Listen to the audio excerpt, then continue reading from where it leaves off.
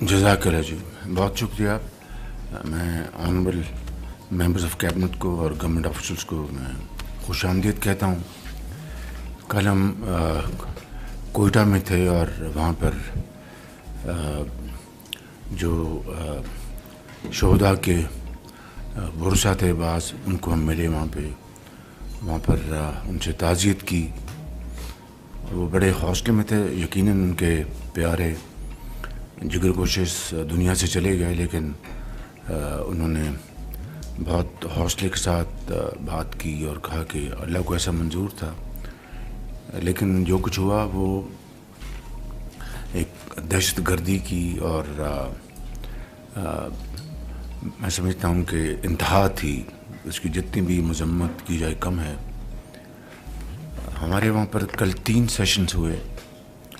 ایک کوئٹہ کے کو کمانڈر نے پہلے سیشن میں تفصیلی ایک پریزنٹیشن دی کہ کیا کیا چیلنجز ہیں وہاں پہ بلوچستان میں، کس طرح دہشت گرد اور بعض خارجی عناصر مل کر بلوچستان میں جو نفرت کے بیج بو رہے ہیں اور باہر سے ان کو جس طرح مدد مل رہی ہے. اور پھر وہاں پہ جو ہماری سولین گورنمنٹ ہے سرفراز بگٹی صاحب کی سربراہی میں، ان کی جو کاوشیں ہیں، ان کی جو ایفرٹس ہیں، وہ بھی بہت خوش آئند تھی. اور انہوں نے بلوچستان میں ترقی اور خوشحالی کے اور یوتھ کو خاص طور پر ان کو ٹریک کرنے کے لیے بہت اچھے انہوں نے پروگرامز مرتب کیے ہیں. اور دوسری طرف پاکستان آرمی کے افسر اور جوان دن رات ان دہشت گردوں کا پیچھا کر رہے ہیں. اور بلوچستان کی گورنمنٹ کی پوری سپورٹ ان کو ہے، فیڈرل گورنمنٹ کی پوری سپورٹ ان کو ہے. جو لیویز ہیں ان کی جو افرادی قوت میں تو کوئی کمی نہیں، لیکن ان کی ٹریننگ، ان کو اکوپمنٹ، اس حوالے سے جو بھی گیپس ہیں وہ اس کے اوپر کل وہاں پر اس کی نشاندہی کی گئی. اور پھر میں نے منسٹر انٹیریئر کو کہا کہ ان کے ساتھ بیٹھ کر اس حوالے سے ہم پوری جو بھی فیڈرل گورنمنٹ ان کی مدد کر سکتی ہے ان کی مدد کریں، بلوچستان گورنمنٹ کی. اسی طریقے سے میں سمجھتا ہوں کہ وہاں پہ جس طریقے سے یہ ایک 26 تاریخ کو ایک ماحول پیدا کیا گیا، وہ صرف اور صرف یہ تھا کہ بلوچستان میں ایک علیحدگی تحریک جو ہے وہ چل رہی ہے. میں سمجھتا ہوں کہ وہاں پر جو دوسرے زعماء تھے پولیٹیکل پارٹیز کے، پھر ان کے ساتھ بھی ہمارا سیشن ہوا اور جنرلی بہت اچھی گفتگو ہوئی. وہاں پہ یہ طے تھا، اس میں کوئی شک نہیں تھا کہ وہ سارے کے سارے محب وطن ہیں جو وہاں پر موجود تھے، اور وہ چاہتے ہیں کہ بلوچستان میں امن قائم ہو، بلوچستان میں ترقی اور خوشحالی کا جو پہیہ تیزی سے چلے. وہاں پر انہوں نے جو ان کے جائز ان کے جو مشورے تھے ان کو ہم نے بڑے غور سے سنا، اور اس کے اوپر ہم انشاءاللہ پوری طرح عمل پیرا ہوں گے. لیکن یہ بات وہاں پر بھی طے تھی کہ جو دہشت گرد ہیں، جو پاکستان کے دشمن مخالف ہیں، ان کے ساتھ کسی قسم کی بات چیت کا سوال نہیں پیدا ہوتا. مگر جس طرح وہاں پر بعض سیاسی زعماء نے کہا کہ جو بعض نوجوانوں کو جس طرح ان کو ڈیٹریکٹ کیا جا رہا ہے ایک مختلف نیریٹو کے ذریعے، ان کو مین سٹریم میں لانے کے لیے ہمیں کاوشیں کرنی چاہیے. اور بالکل اس میں کوئی دو رائے نہیں. بلوچستان کی گورنمنٹ نے یوتھ کے لیے بڑے اچھے پروگرامز بنائے ہیں. فیڈرل گورنمنٹ بھی اس حوالے سے پوری طرح یکسو، اور میں نے بتایا کہ چاہے لیپ ٹاپس ہوں، چاہے چین ہمارے جو نوجوان بچے اور بچیاں جو گریجویٹس ہیں ایگریکلچر کے وہ جا رہے ہوں، ان سب کے لیے بلوچستان کا کوٹا پاکستان کے باقی صوبوں کی پاپولیشن کے کوٹے سے 10% زیادہ ہے. اسی طریقے سے جو سولر ٹیوب ویلز جو 28,000 اس میں فیڈرل گورنمنٹ نے یہ بڑی خطیر رقم 55 ارب روپے کی وہاں پر مختص کی ہے.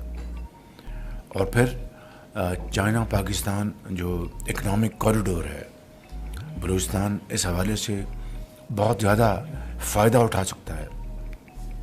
میں نے وہاں پر یہ بات ڈنکے کی چوٹ پر سب سے پوچھی کہ کیا چین پاکستان کا دوست ہے کہ نہیں. انہوں نے کہا جی ہے. میں نے کہا ایک جنون دوست ہے. بالکل ہے. تو پھر کیا وجہ ہے کہ وہاں پر چینیوں کے خلاف وہاں پر دہشت گردی ہو رہی ہے اور دہشت گرد ان کو نشانہ بنا رہے ہیں؟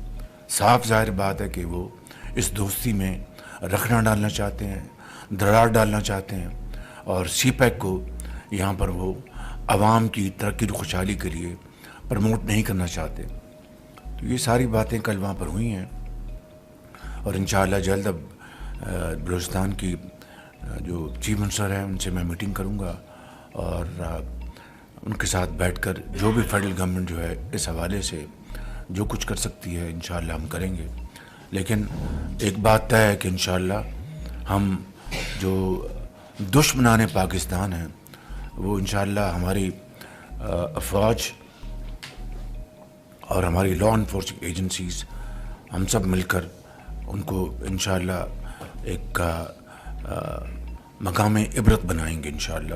اس کے بغیر یہ پاکستان میں ترقی اور خوشحالی کا جو سفر ہے وہ آگے نہیں بڑھ پائے گا. تو اس کے لیے انشاءاللہ ہم پوری طرح یکسو ہیں، اور with unity of thought and action اس میں ہم انشاءاللہ آگے بڑھیں گے.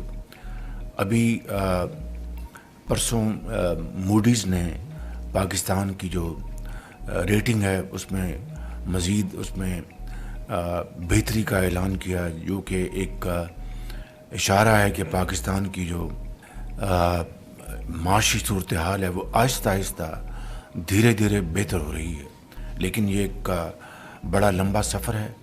ہمیں اس کے اوپر پوری یکسوئی کے ساتھ، اصرار اور قربانی کے ساتھ ہمیں آگے چلنا ہوگا، اور انشاءاللہ ہم اپنے معاشی حالات کو درست کریں گے، اور پاکستان کا جو ترقی اور خوشحالی کا جو سفر ہے وہ انشاءاللہ تیزی سے آگے بڑھے گا.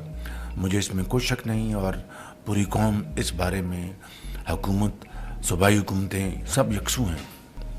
اس حوالے سے ہم ایک معاشی پلان جو ہم نے ترتیب دیا ہے وہ بھی انشاءاللہ ہم اس کے اوپر بڑی تیزی سے کام ہو رہا ہے، اور وہ ایک جس کو ہم انگریزی میں کہتے ہیں ہوم گرون پروگرام، وہ انشاءاللہ ہم قوم کے سامنے لے کے آئیں گے، تاکہ جو اگلے 5 سالوں میں ہمارے جو اہداف ہیں، کس طریقے سے ایکسپورٹس کو بڑھانا ہے، کس طریقے سے ہم نے زرعی ترقی میں اضافہ کرنا ہے، کس طریقے سے ہم نے جو ہماری لوکل انڈسٹری ہے اس کو ہم نے ایفیشینٹ بنانا ہے، کس طریقے سے ہم نے پاکستان کی جو یوتھ ہے اس کو ہم نے بڑی پروڈکٹیو امپلائمنٹ کی طرف لے کے چلنا ہے، ان کی اسکلڈ ان کی ٹریننگ کرنی، ان کی ووکیشنل ٹریننگ کرنی.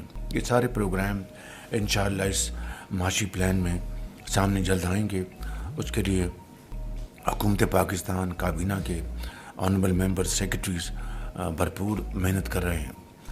میں سمجھتا ہوں کہ ہمیں اس حوالے سے اب پوری سرعت کے ساتھ اور پوری جانفشانی کے ساتھ ہمیں اس سفر کو آگے بڑھانا ہے. انشاءاللہ مشکلات آتی ہیں قوموں کی زندگی میں، لیکن وہی قومیں ابھر کر سامنے آتی ہیں اور کامیاب ہوتی ہیں جو مشکلات کا سامنا کریں ایک کمٹمنٹ کے ساتھ، یکسوئی کے ساتھ، اور وہ دنیا میں اپنا نام منواتی ہیں. انشاءاللہ پاکستان بھی بہت جلد اللہ کے فضل و کرم سے اس قابل ہوگا کہ وہ اپنے پاؤں پہ بھی کھڑا ہوگا، اور انشاءاللہ ایک طاقت، معاشی طاقت بن جائے گا. صرف محنت اور محنت اور محنت، اس کے علاوہ اور کوئی راستہ نہیں. ان الفاظ کے ساتھ میں آپ سب کا شکریہ ادا کرتا ہوں. And let's start.